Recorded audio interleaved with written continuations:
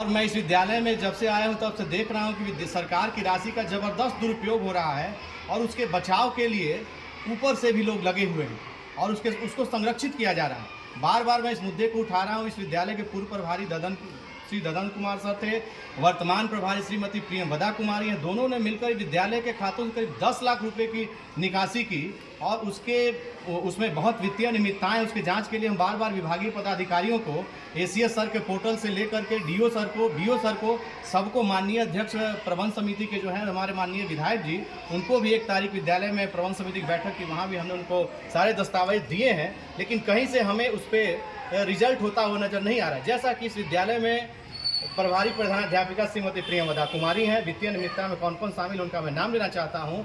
उसके अतिरिक्त इस विद्यालय के प्रबंध समिति के नकली सदस्य, मैं इस बात पे जोर दे रहा हूं कि फर्जी सदस्य, क्योंकि इस विद्यालय में उनका कोई ज़मीन नहीं है। इसकी जांच होनी चाहिए कि वो दस्तावेज उनके पास है। फर्जी दानदाता श्री राजीव रंजन जो कि पटना रहते हैं और उनके जुड़वा भाई श्री नलिन रंजन जो बीटा रहते हैं और विद्यालय में आकर शिक्षकों के बीच आतंक का माहौल बनाए हुए हैं।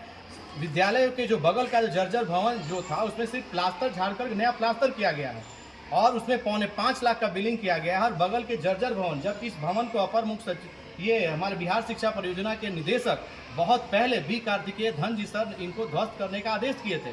इसको ध्वस्त तो नहीं किया गया, लेकिन इसकी तमाम चौखट और दरवाजे खिड़कियों को कबार करके बगल के जो मरम्मती भवन है उसमें लगा दिया गया और हमको उम्मीद है कि उसका नकली भुगतान भी कर लिया गया होगा।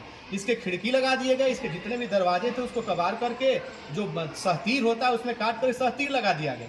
बहुत सफाई से काम किया गया और वो मार्च में उसका उद्घाटन भी माननीय विधायक जी से करवा दिया गया और अप्रैल में उसका 2/4/2024 को 2 लाख, 4/4/2024 को 2 लाख और फिर 5 को संडे था, 6/4/24 को फिर 73,000 समथिंग अर्थात 4.25 लाख रुपया सीधे श्री राजीव रंजन के ग्लोबल सेल्स एंड सर्विस खाते में NEFT करा दिया गया। मैं विभाग से जानना चाहता हूं, ये सवाल मेरा एज ए शिक्षक है, एज ए नागरिक है, जो कि मेरा अधिकार है। मैं अपर मुख्य सचिव महोदय से जानना चाहता हूं, डीओ साहब जानना चाहता हूं, डायरेक्टर साहब से जानना चाहता हूं, विधायक जी से भी जानना चाहता हूं, बीओ साहब से जानना चाहता हूं कि आखिर सरकारी राशि सीधे किसी के व्यक्तिगत खाते में अकाउंट में ट्रांसफर करने का प्रावधान हमको तो नहीं लगता कि है।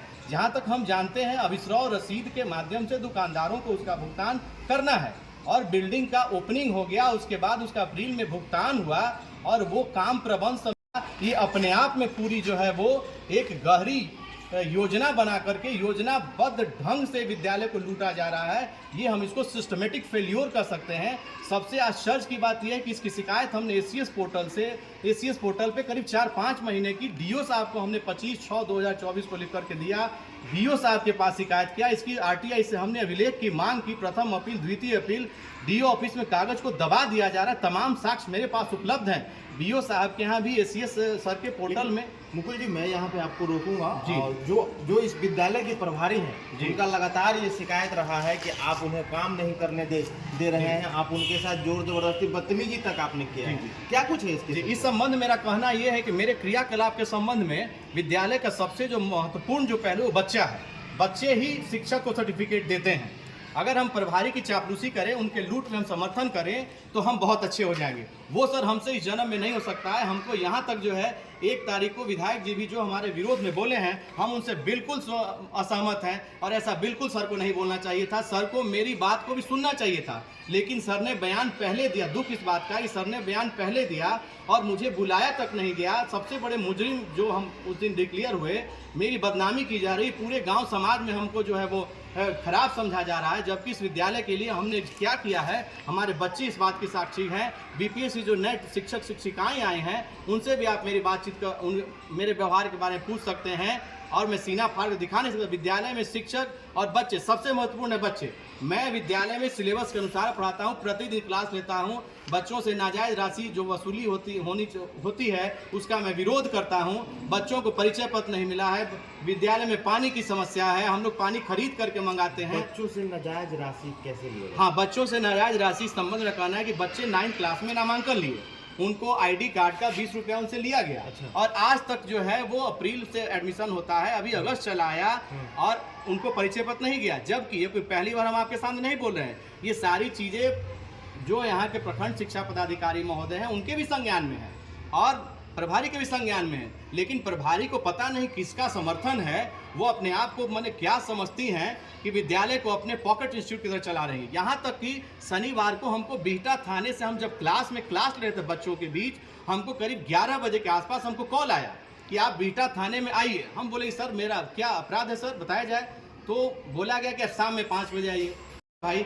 तो वहाँ जाने पर पता चला कि विद्यालय की प्रभारी महोदया कहती है कि आप उनके साथ जो है वो अच्छा मिसबिहेव करते हैं। हमने उनको बोला कि सर स्कूल में सीसीटीवी कैमरा लगा हुआ है, बच्चों से पूछ लीजिए, वित्तीय अनियमितता का सारा साक्ष्य हम ले गए थे दिखाने के लिए, और भी बहुत सारी चीज़ें जो है हम बोले कागज से सीसीटीवी फुटेज चेक कर लिए सर, लेकिन कहीं कोई चेक नहीं किया। और दूसरी बात, ये विद्यालय IIT बिहटा थाने के अंतर्गत आता है।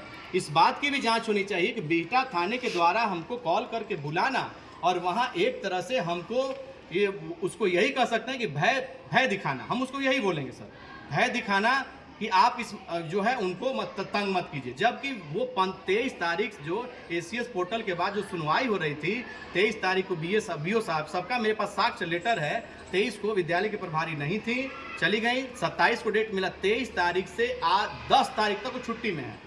23 जुलाई से लेकर के 10 अगस्त तक वो छुट्टी में है। बीच में 2-3 दिन आई हैं, वो विधायक जी भी आए थे, उस दिन काउंसलिंग थी, वो 3 बजे आए हैं। तो हमको ये पता नहीं चल रहा है कि उनसे तो हमारी बातचीत ही नहीं हुई है। यहाँ के सारे शिक्षक क्षुब्ध रहते हैं, कोई उनसे बात नहीं करना चाहता है। हमने बहुत सारे साक्ष्य आपको दिखाया भी, आप बहुत सारे लोगों से पूछेंगे भी, हमारी बात की तफ्तीश करेंगे। मेरी बातों को सीधा मत मानिएगा, मेरी बातों की आप जाँच कीजिएगा। मेरे पास जो एविडेंस हो हम दिखाएंगे, बच्चों से आप अकेले जाकर बात कीजिए, हम वहाँ नहीं जाएंगे। उस दिन मेरे साथ 2 दर्जे का व्यवहार किया गया। विधायक जी और सब लोग बोले, नलिन जी भी स्पेशली, आप क्लास में नहीं जाएंगे। उनको ऐसा लगता है कि क्लास में हम जाएंगे तो बच्चे हमारे पक्ष से बोल देंगे। हमें बच्चों पर पूरा विश्वास है, क्योंकि हमने खून पसीना एक करके पढ़ाया है, और बच्चे कभी झूठ नहीं बोल सकते। बच्चे मन के सच्चे होते हैं। और प्रभारी को ले जाया गया, हमको बाहर कर दिया गया, उसके बावजूद भी हम उम्मीद करते हैं कि आप लोग बच्चों से ज़रूर पूछे होंगे और बच्चे मेरे पठन पाठन के संबंध में अवश्य आपको बताए होंगे। ऐसा हमारा विश्वास है, क्योंकि जो हमारा किया हुआ है वो कोई नहीं बदल सकता है।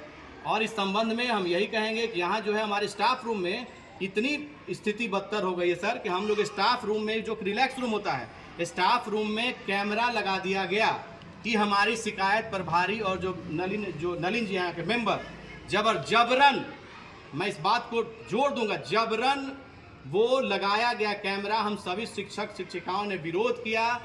हमारी एक आदत है, न गलत करेंगे न गलत सहेंगे, चाहे सामने जितना भी बड़ा व्यक्ति हो, हम पे जितना कार्रवाई होगा हम सर्वोच्च न्यायालय तक लड़ने के लिए तैयार हैं। अच्छा, स्टाफ रूम में भी कैमरा? हाँ, 112, 1 मिनट सर, 112 हमने डायल किया, पुलिस भी आया। पुलिस यहाँ आकर के बोला कि आप BO साहब को कॉल किया गया कि आप आकर के यहाँ देख लीजिए। बाद भी हम लोगों के जाने के उस समय तो नहीं लगा, उस समय लगा कि मारामारी की स्थिति आज हो जाएगी। हम लोग के जाने के बाद रात में नाइट गार्ड लोकल है, रात में कैमरा नलिन जी के द्वारा लगवा दिया गया। अगले दिन हम लोग आए, हम लोग जो है हम अपने वकील से बात किए, पटना हाई कोर्ट के वकील हैं, उन्होंने साफ हमको प्रिंट आउट भेजा वहाँ से कि सुप्रीम कोर्ट का स्पष्ट आदेश है कि निजता का उल्लंघन नहीं होना चाहिए। विद्यालय के संबंध में इलाहाबाद हाई कोर्ट का आदेश है कि विद्यालय में स्टाफ रूम में, चेंजिंग रूम में और बाथरूम में 3 जगहों पर कैमरा किसी भी रूप में नहीं लगाना चाहिए, खास करके जहां जिस स्टाफ में महिला शिक्षिकाएं बैठती हैं। और एक बात और, इस विद्यालय का जो CCTV है, उसका जो फुटेज है वो स्कूल के जो मेंबर के भाई हैं नलिन रंजन, उनके पास है। वो वहाँ से सारा स्कूल देखते रहते हैं और हम लोगों में दहशत का माहौल बन। स्टाफ रूम में कोई शिक्षिका है, तबीयत खराब है, वो रेस्ट कर रही है, अब उसको वीडियो बना करके, अगर क्लास लीजर है सर, हम दोषी हैं सर। अगर क्लास लगा हुआ है, क्लास नहीं है, शिक्षक दोषी। अगर क्लास चल रहा है और स्टाफ रूम में आप कैमरा, शिक्षकों की आप जासूसी करेंगे, ये मजाक बना करके रख दिया है। ऐसा कोई विभागीय आदेश है तो हमको दिखाया जाए। हमने सभी पदाधिकारियों को फ़ोन किया, DO साहब को फ़ोन किया, DO साहब बोले कि केस कीजिए, BO साहब को फ़ोन किया, BO साहब भी जो है वो नहीं इसमें एक्शन ले रहे हैं। हम लोग क्या करें, हम लोग मजबूर स्थिति में हैं। हम लोग अब एकदम जो है ऐसे विद्यालय चलेगा। और वो कैमरा कहाँ से लगाया गया? कैमरा जो ऊपर इंटर का क्लासरूम है, जहाँ बच्चे कभी कभी सिगरेट भी पीते, वहाँ से कैमरा खोल करके स्टाफ रूम में लगा दिया गया।